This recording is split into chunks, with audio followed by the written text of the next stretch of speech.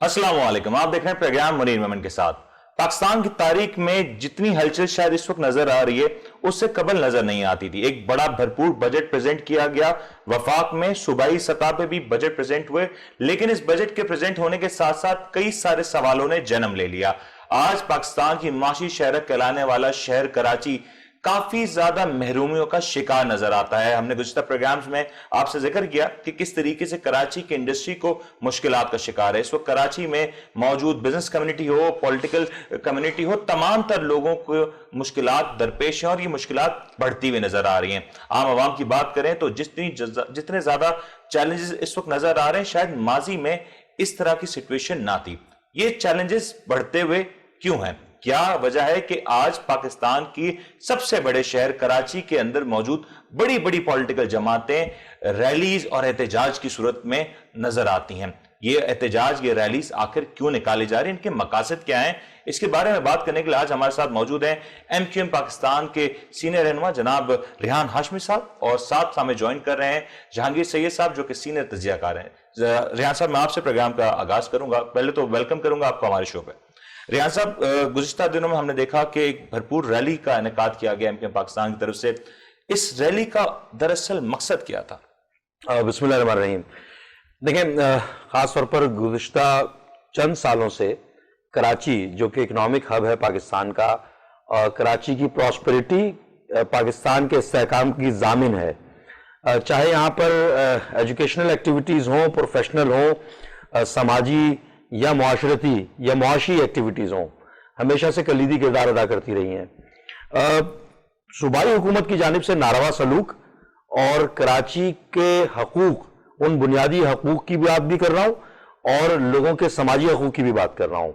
और उन बुनियादी हकूक में ना सिर्फ पानी की तरसील का मामला हो, लॉ एंड ऑर्डर के सिचुएशन का मामला हो, सरकारी नौकरियों में मुनसिफाना तौर पर कराची के नौजवानों को नौकरी देने का मामला हो, गैस के इश्यूज हों या बिजली की तरसील का मामला हो, पानी की निकासी या पानी की फराहमी का मामला हो, या बुनियादी बल्दियाती इदारों की जानिब से दी जाने वाली सहूलियात का मामला हो, तो अहलियान कराची गुज़िश्ता कई सालों से इन तमाम बुनियादी ज़रूरियात से महरूम होते रहे।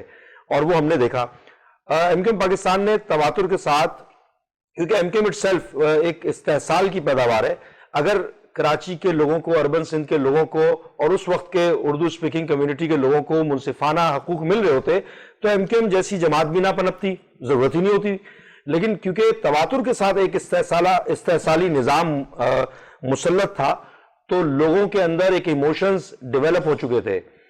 उस इमोशंस की बुनियाद पर एमक्यूएम को लोगों ने परवान चढ़ाया। अच्छा, अभी जो सिचुएशन रुनुमा हो रही है उसमें यही सब चीजें जो मैंने आपको बताई।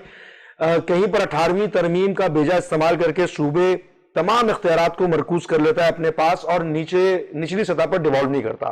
कहीं पर लोकल गवर्नमेंट सिस्टम इस्तेहसाली निज़ाम बनकर मुसल्लत हो जाता है, जहां पर बुनियादी बल्दियाती इदारे, जिसमें वाटर एंड सेवरेज बोर्ड है, सॉलिड वेस्ट यानी कि कचरा उठाना हो, एलडीए हो, केडीए हो, मास्टर प्लान हो, बिल्डिंग कंट्रोल हो, ये तमाम बल्दियाती इदारे जो कि बुनियादी तौर पर बल्दियात का काम है, वो बल्दियात के पास ही ना हो, मेयर कराची के पास ना हो, बल्कि सूबे ने अपने पास रखे हुए हों। 18वीं तरमीम का बेजा इस्तेमाल।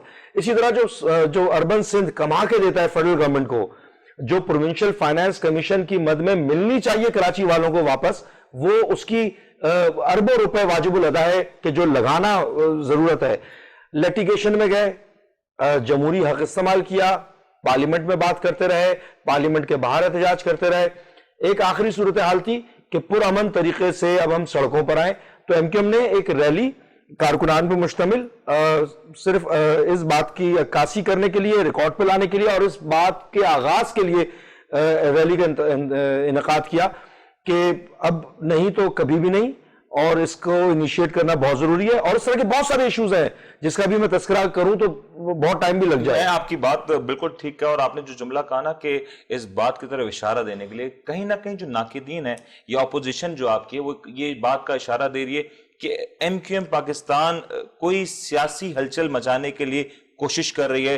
एक सियासी रैली की सूरत में, सियासत के मैदान को सरगर्म करने की सूरत में इस रैली का आगाज किया गया।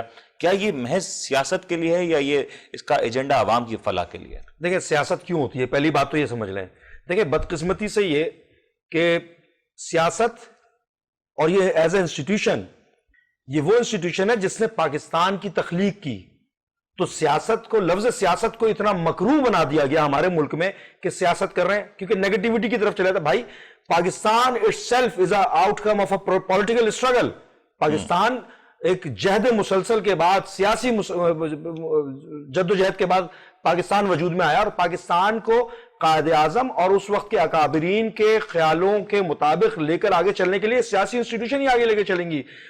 اب کوئی سماجی سرگرمیوں میں سرگرم ہے، اور سماجی سرگرمیوں کے ساتھ میں تو یہ کہتا ہوں کہ وہ پولیٹیکل ورکر ہی نہیں ہو سکتا جو کہ سماجی کارکن نہ ہو. صحیح. آپ اس کو ہاں یہ ضرور ہے کہ پارلیمنٹ میں کون جائے گا؟ کوئی سماجی کارکن تو جائے گا نہیں جب تک کہ وہ سیاست میں نہ آئے، جب تک وہ سیاسی سٹرگل شروع نہ کرے. اچھا، سیاسی سٹرگل 4 قدم آگے ہے سماجی کارکن سے. اس کی وجہ یہ ہے کہ ایک انگریزوں کے مسلط کردہ نظام میں یہ کہا جاتا تھا کہ جو جیل نہیں جائے گا وہ سیاستدان ہو نہیں سکتا، کیونکہ انگریز کا استحصالی نظام تھا. اور آج تک ارباب اختیار پاکستان کی موجودہ سیاست میں بھی پولیٹیکل وکٹمائزیشن کا کلچر لے کر چل رہے ہیں. زیادہ بولو گے زبان بندی ہوگی، غلط بولو گے تو کچھ نہیں کہا جائے گا، سچ بولو گے تو تم کو جیل میں ڈالا جائے گا، FIR بھی کٹیں گی. کیا نہیں ہے نظام پاکستان میں یہ؟ بہرحال اب اسی نظام کو آگے لے کر پاکستان کی عوام کی فلاح کے لیے چلنا ہے. اور یہ تمام چیزیں وہ یقینی طور پر سیاسی ہلچل تو مچانی ہے. جب تک سیاسی ہلچل نہیں مچائیں گے تو کانسٹیٹیوشنل امینڈمنٹ کیسے ہوگی؟ آرٹیکل 140A کا آئین پاکستان 1973 کے آئین کے مطابق اطلاق کیسے ہوگا؟ ایڈمنسٹریٹو اور فائنینشیل پاورز نچلی سطح تک ڈیوالو کیسے ہوں گی؟ K4 منصوبہ پایا تکمیل تک کیسے پہنچے گا؟ کراچی کا ماس ٹرانزٹ ہو یا کراچی کے نوجوانوں کی منصفانہ نوکریوں کا تعلق ہو، وہ کیسے پہنچے گا؟ آپ کا پوائنٹ آ گیا ریحان صاحب. جہانگیر صاحب اگر آپ سے سوال پوچھوں، کتنی ساری ریلیز ہم نے دیکھی کراچی میں، پاکستان میں، کیا ان ریلیز سے آج تک عوام کو کچھ حاصل ہوا؟ جس طریقے سے ٹرانسپورٹ کے نظام کی بات کریں، جس طریقے سے منصفانہ تقسیم کی بات کریں، یہ نظام تو ہم عرصے سے دیکھتے ہوئے آ رہے ہیں. کیا ایک دن کی یا چند گھنٹوں کی ریلی سے اس پہ کوئی امپیکٹ پڑ سکتا ہے؟ دیکھیں، ایک سیاسی جو ایک طریقہ ہے یہ بھی کر لیتے ہیں، لیکن اس کے پیچھے اگر آپ کا ایجنڈا ہو، آپ کی سنسیریٹی ہو، آپ کی ایک پالیسی ہو، آپ کو راہ کا تعین آپ کا ہو چکا ہو، آپ کے اہداف ہوں کہ آپ کو کیا حاصل کرنا ہے، تب تو یہ نتیجہ خیز ہوتی ہے. ورنہ ٹائٹا فش ہے، ایسے کتنے بڑے بڑے جلسے ہوئے اور لوگ وہیں کھڑے رہے. ان لوگوں کے کتنی بڑی کمانڈ تھی پچھلی دفعہ، لیکن اس کے نتائج کے اعتبار سے اب جو پہلا ایجنڈا تھا اسی پر بھی عمل نہیں ہوا. یہ بالکل ٹھیک ہے کہ یہ سندھ حکومت نے کچھ بھی نہیں دیا کراچی والوں کو، بلکہ بہت کچھ لیا ہے. لیکن دکھ ایک اور ہے، یہ دیکھیں بلدیہ اور کیماڑی ٹاؤن کو الگ کر دیا گیا، ٹھیک ہے، اور اس کی وجہ سے سیٹ لوز ہوئی، سیٹیں نہیں جیت سکے، بہت پیچھے چلے گئے. ابھی نئے وہ ضلع بنا رہے ہیں، 6 ضلع بنا رہے ہیں، اور 6 ضلع بنانے سے کون تقویت پائے گا؟ بلدیات میں پیپلز پارٹی پائے گی. یہ کہاں ہے؟ سب سے بڑی بات یہ ہے کہ ان کا قصور میں بتاؤں، اگر یہ اپنا احتساب کریں، سوچیں، ریویو کریں، ریوزٹ کریں، وہ غلطیوں سے اجتناب کریں، وہ یہ ہے کہ پیپلز پارٹی کے ساتھ سب سے اقتدار میں شرکت کا ان کا ریکارڈ ہے، ایک طویل 16 سال جو ہے یہ جو نہ کہیں. اور ایسا بھی ہوا، میں اینکر تھا، مجھے بتایا گیا کہ یہ جو اگر ایک چھوٹی سی یہ وزارت ہے نا، اس میں ایک کیک کا ٹکڑا ان کو دے دیا گیا، اس پر انہوں نے زبان بند کر لی. تو آپ کا کہنے کا مطلب یہ ہو رہا ہے کہ کہیں نہ کہیں آج اگر جدوجہد کرتے ہیں نا، ابھی ساری چیزیں یہ آواز نہیں سنی جا رہی تو ماضی کی غلطیوں کا کریں نا. ابھی ماضی کی غلطی کو آپ چھوڑیں، سب کچھ کریں، لیکن ابھی بھی اتنی انفلوئنس ان میں کتنی وہ گروپ ہے. MQM کی بات سے انہوں نے شروع کی نا، ماجر کی بات سے شروع کی نا. ماجر کا نعرہ ساتھ لگاتے ہیں، ایک پلیٹ فارم ہی نہیں ہے. ایک وہ چہرے جنہوں نے 30 سال ان کے ساتھ جدوجہد کی، لیکن الگ الگ ایجنڈے پہ کام کر رہے ہیں.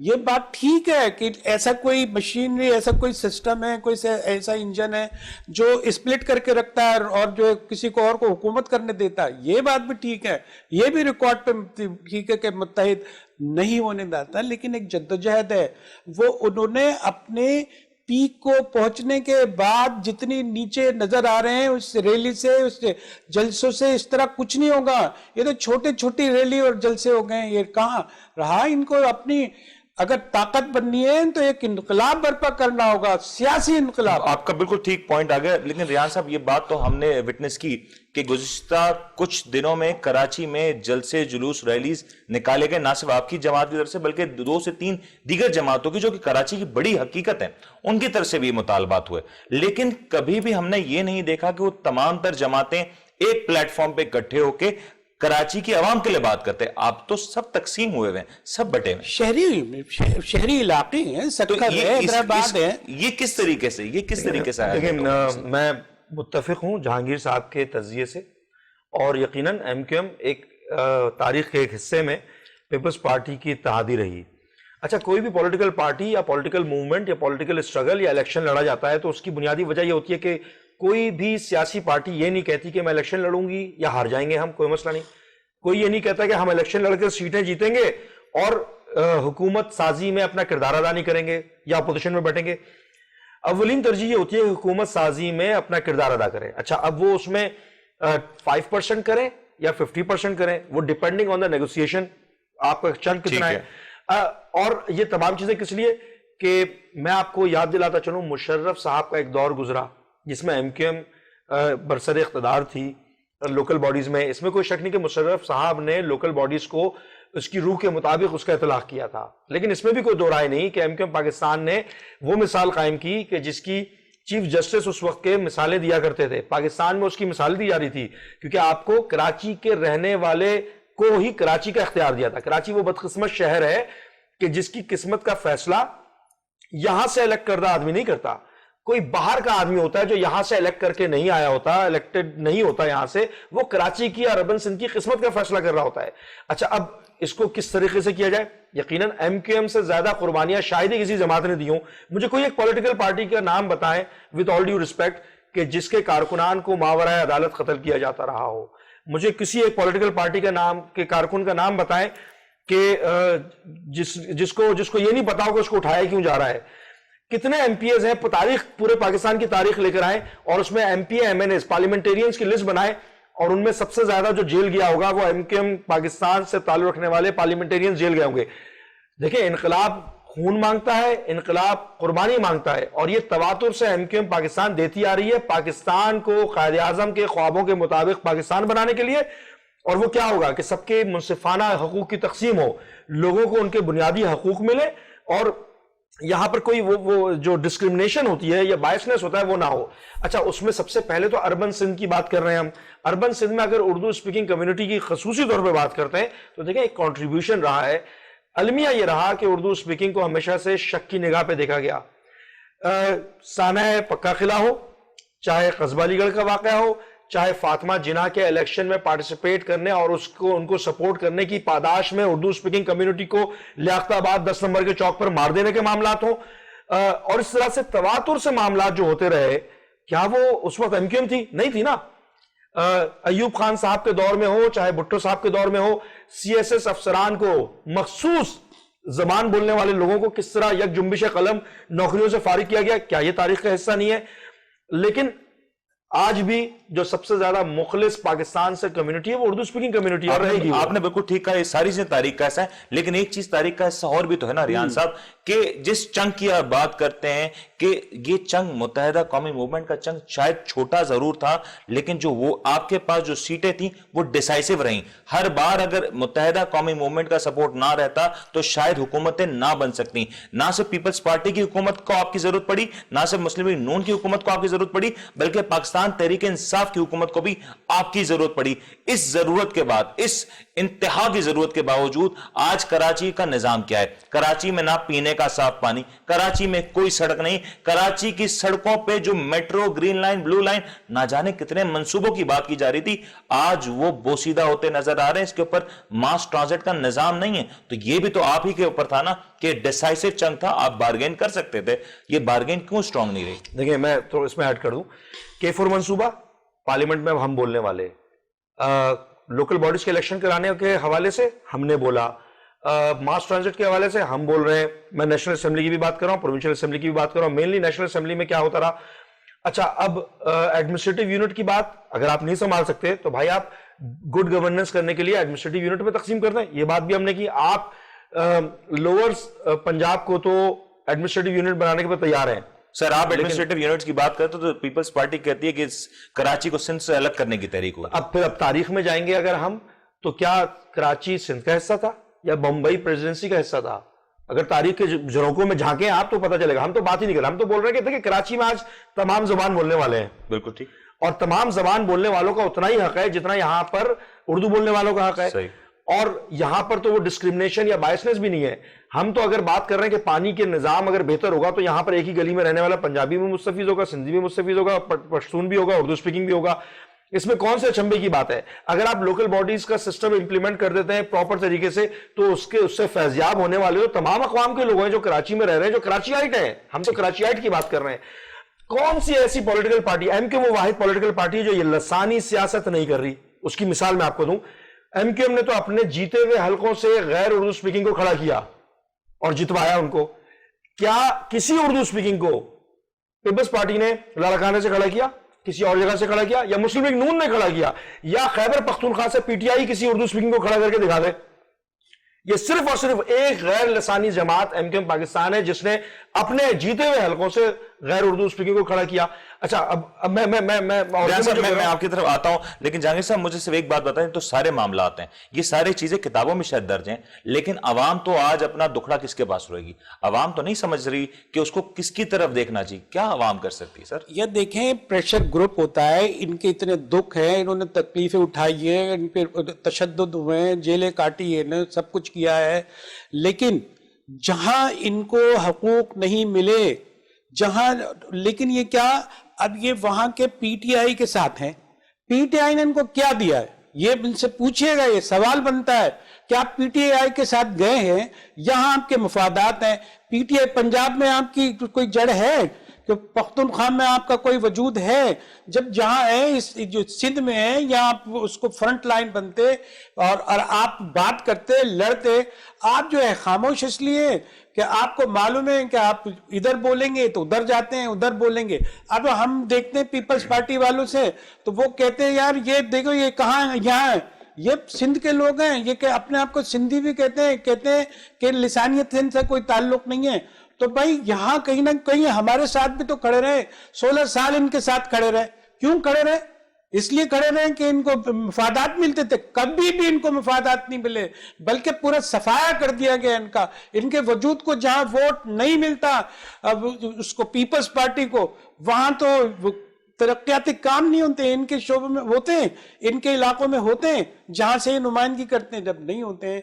तो ये देखें, एक चीज है, एक तरीक़ेकार है, और उसमें ये जरूरी है कि आपको जहां आपको लड़ना है वहां पूरी ताकत लड़ा के लगे। सियासी ताकत की हम बात कर रहे हैं, पुराना तजुर्बा नाकाम हो चुका है, जोर बाजू से कुछ भी नहीं हुआ, इतने हजारों लोग मारे गए, कब्रिस्तान बच गए।